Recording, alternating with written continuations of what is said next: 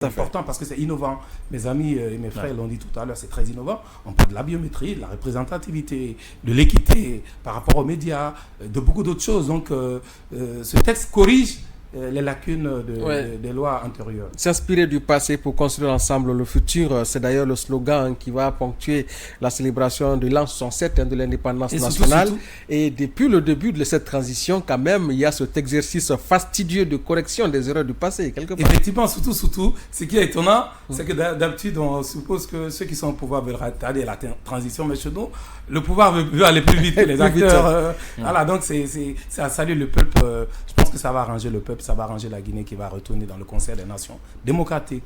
Non, mais il y a un aspect que je voudrais un peu souligner pour m'attarder là-dessus, si vous permettez. C'est vrai que on a entendu le président du Conseil national de la transition, Dr Dansa Kourouma, le dire, mais je voudrais juste faire une petite mention spéciale par rapport à ces constats. C'est que n'oubliez pas que le pouvoir africain en général, on a l'impression d'avoir un président qui reste un peu au-dessus de toutes les activités. C'est lui qui coordonne, c'est lui qui donne des instructions. Mais si la Guinée avait connu un président comme général Mamadou Doumbouya, qui avait du respect quand même également de la séparation des pouvoirs, parce que imaginez quand même, le président du Conseil national de la transition, c'est lui qui l'a nommé. Il pouvait quand même faire des injections, il pouvait quand même le montrer que c'est lui le président, mais avoir le fonctionnement du président du Conseil national de la transition dans toutes les dimensions, que ce soit diplomatiques et même des instances au niveau du Parlement, il y a une certaine liberté d'action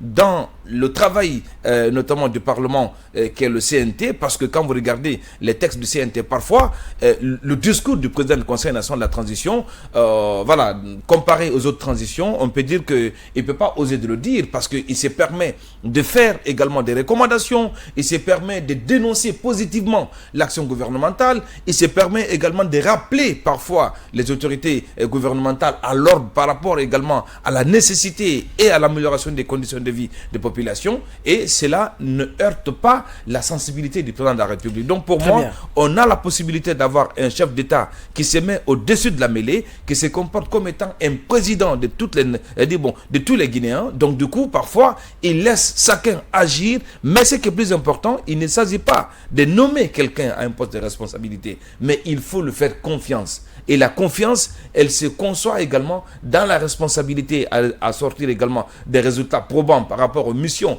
auxquelles également vous êtes assigné.